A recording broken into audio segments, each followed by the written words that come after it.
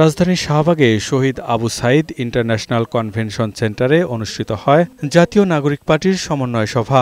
এতে উপস্থিত ছিলেন কেন্দ্রীয় আহ্বায়ক কমিটির সদস্য, অঙ্গ সংগঠনের নেতৃবৃন্দ এবং জেলা, মহানগর, উপজেলা ও থানা কমিটির সমন্বয়কারীরা। পরে সাংবাদিকদের সাথে কথা বলেন দলের আহ্বায়ক নাহিদ ইসলাম।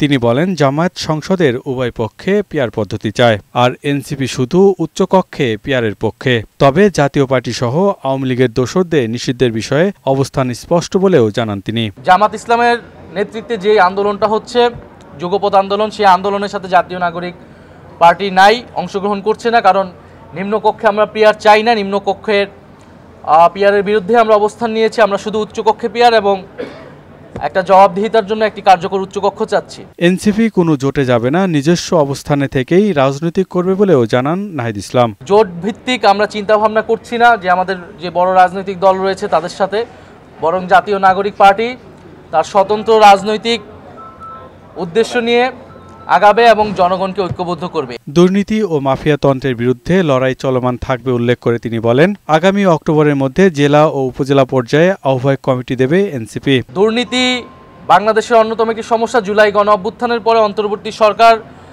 থেকে আমাদের প্রত্যাশা ছিল যে দুর্নীতি দূর হবে, কিন্তু আমরা যতই সরকারের দিন পার হয়েছে দুর্নীতি আরও জেঁকে বসেছে।